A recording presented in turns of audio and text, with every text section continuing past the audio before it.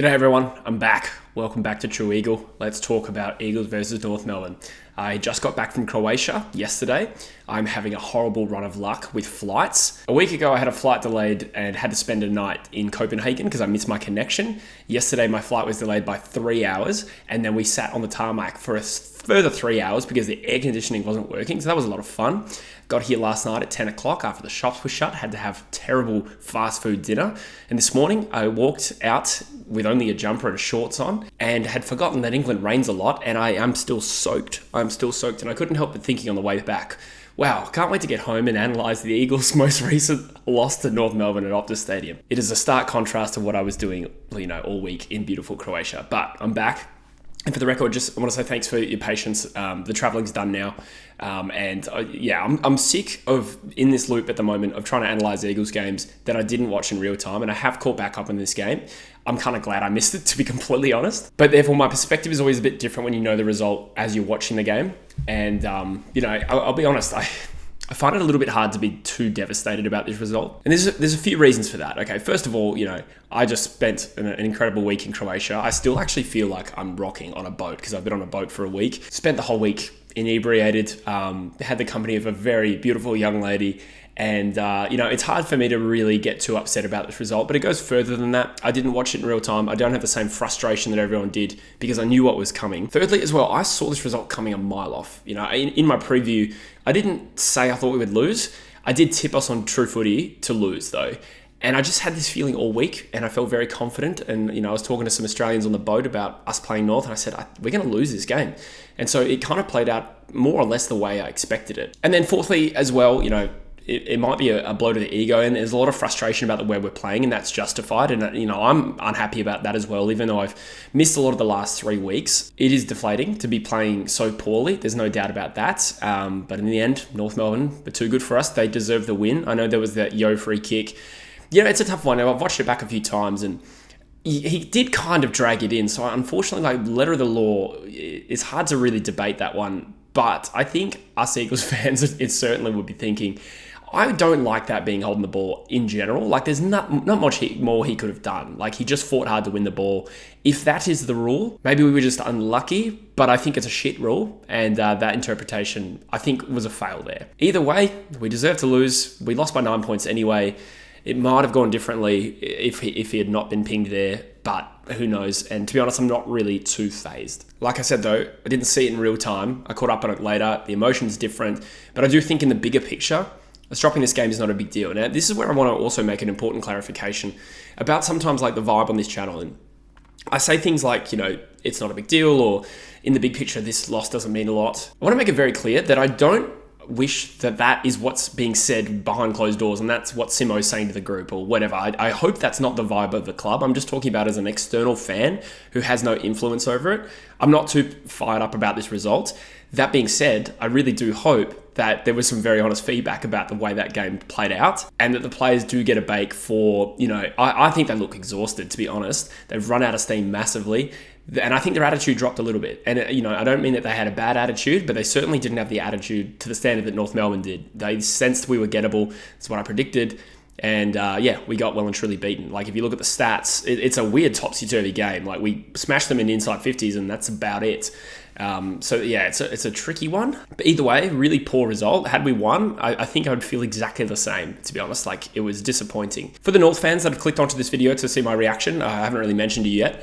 Congrats on the win. Honestly, I'm not too petty about losing to North. I think there's definitely some mutual respect there, in a bizarre sort of way, two teams that have done it tough for a number of years now.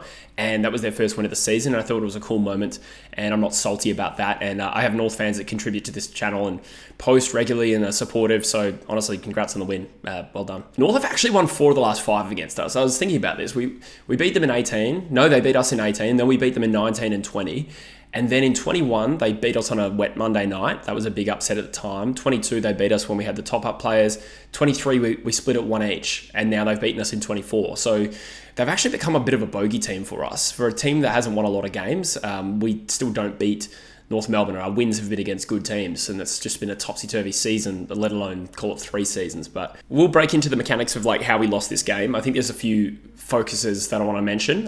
There's a handful of positives. I like to have a few positives, but overall, like over the last 3 weeks, I don't feel like we've derived a lot of positives from it. It's been really flat. Now, I actually got a message during the week from someone that is somewhat well connected, and I won't say exactly who it was, but he said to me, he's like, I'm telling you now, West Coast are going to lose to North Melbourne, and they're going to beat Essendon after the bye. And the reason is because of the training regime and the training loads that they're doing at the moment. Now, I've mentioned this before, but sometimes, teams undergo like mid-season, like they ramp up their training loads to be able to last the entire season. And that's why you do see across the league sometimes weird results happen in general. And I can think of West Coast, particularly like in 2018, I don't know if everyone remembers, but like, I'm sure you do actually, if it's 2018, but we, came out after the bye. We nearly lost to St Kilda. I think that was before the bye, where they kicked like 8 goals to finish the game and we only just won.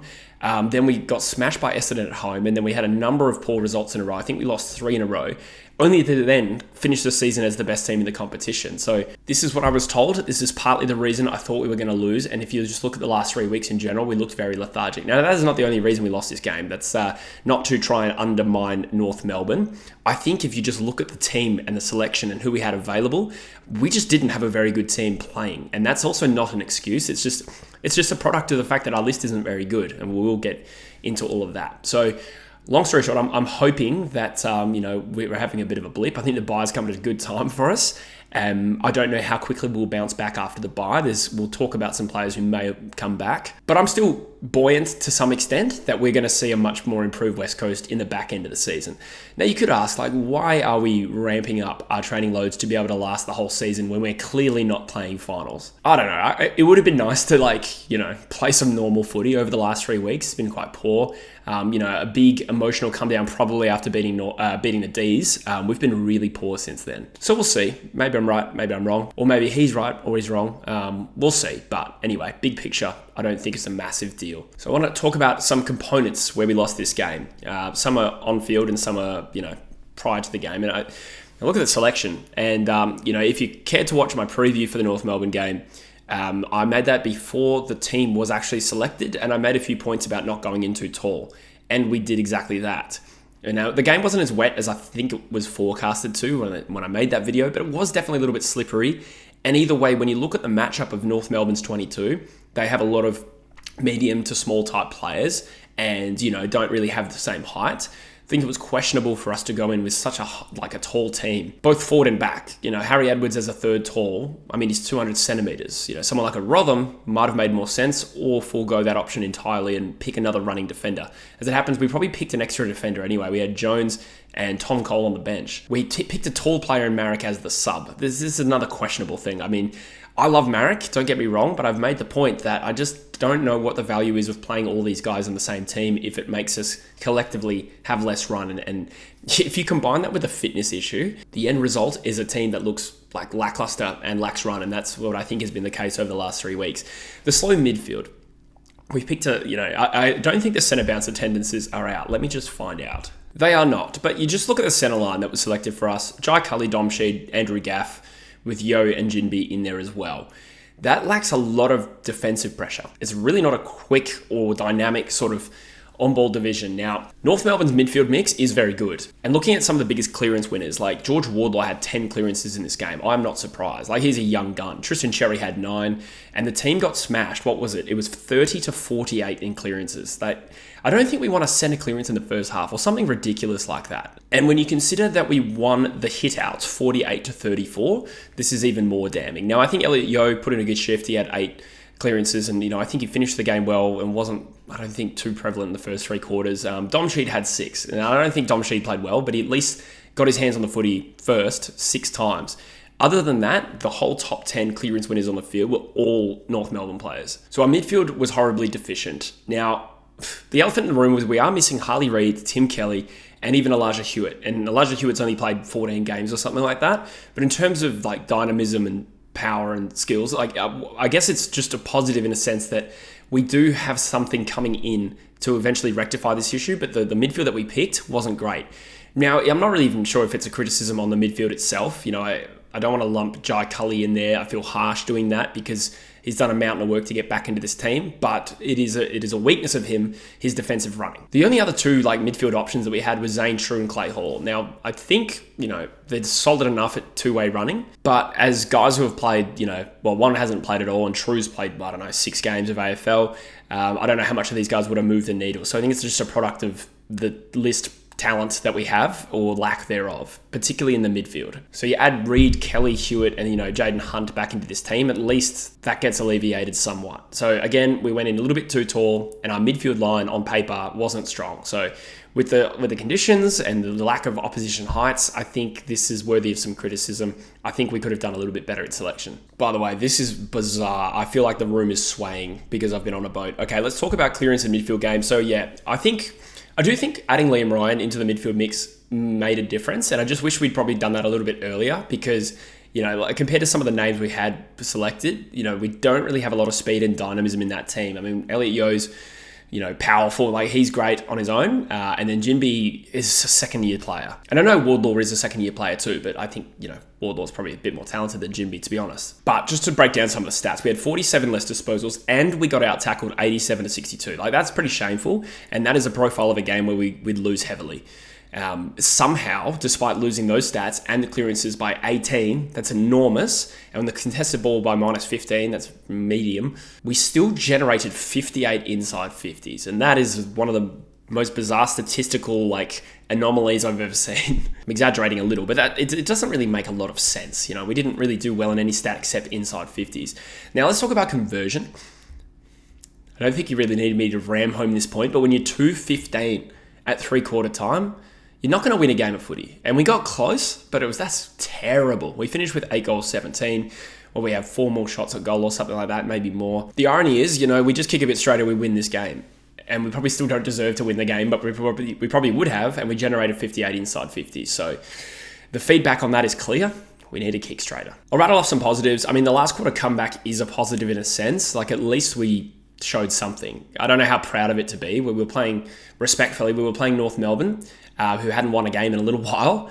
And, we were getting humiliated in a sense. We were kind of getting embarrassed and we came back. So I guess it's a positive without, really labouring on that positive too strongly. I thought Yo was pretty large late. Again, we can't rely on him too much. If he has an off day, it's not his fault that he's got no one really in that midfield to support him.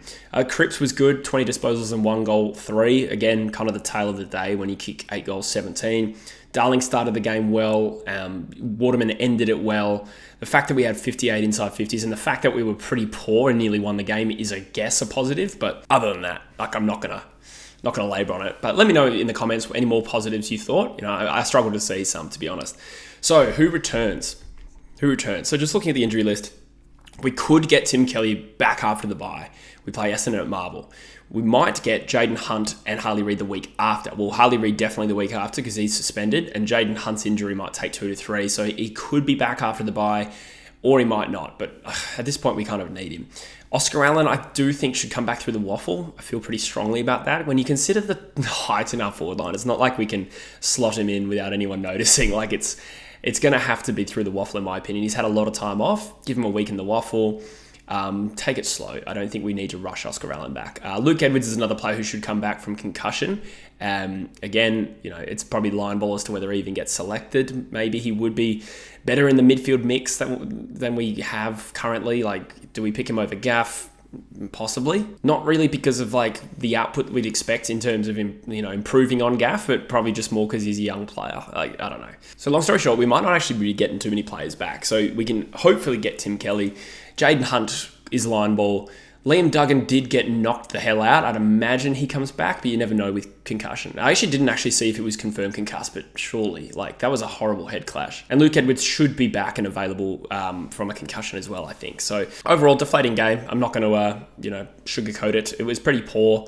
I'm optimistic that we will improve in the second half of the year. And it's a lackluster finish, to the first half of the season where, there's been a lot of good moments and memories. And the last 3 weeks have been a little bit of a letdown. But this is a marathon, not a race. And, it's not even all about this season. It's about getting games into the guys who are going to take us to the next level. And, you can debate whether or not we picked enough. I mean, we did debut Hutchinson. We did play Cully in this game. That took us to 38 players. which I think should be the second most in the league behind Richmond. So there is some exposure there, and we did have some youngsters in this game. But, as the time goes on, I really do hope we start getting Dua, who's definitely pronounced Dua. I found out in the most recent Eagles podcast, it's Dua, and his nickname is Diwa. Harvey Johnston earning a spot in this team again, Kobe Burgill. Hopefully that plays out, and we do see, some real integrity with selection in the second half of the year, and hopefully a cleaner run of injuries. So for now, with no preview this week, I'm going to probably do a mid-season positives and negatives video. So let me know if you're keen for that. And, I'd probably like to upload, now I'm back in the rhythm. I'd love to upload a daily video for True Eagle this week. So give me some ideas for things you want to see, because I'm still warming my brain back up. I still think I'm on a boat right now. And lastly as well, if you could subscribe to the channel, that'd be great. It'd be great if I could go out and, meet hot chicks, and when I tell them what I do for a living, it'd be great if I could show you a hefty subscriber count rather than just a medium one. Okay, that is 90% a joke. No, as I've said in the past, I'm loving doing True Eagle. I'm actually enjoying this right now. I think I've kind of missed you guys. As much fun as I've been having, I really do enjoy the community we've built here. It's fun having a community of Eagles fans, and I still love the true footy one as well. But I'm enjoying it, and it would be great to continue to build this into something lasting and sustaining. So thanks very much, guys. Let me know in the comments what you agree with and disagree with. I'm sure the tone will be, a little bit jarring for some of you, because I'm not super fussed about this result. But I've also blatantly just sort of been removed from the emotion of it because I've been traveling, and now that's over. So I'm sure had I watched this game, it would have been a bit more scathing. Anyway, thanks for watching, and I'll see you in the next one. Cheers. Oh man, I'm going to go vomit. Wow, I am so nauseous.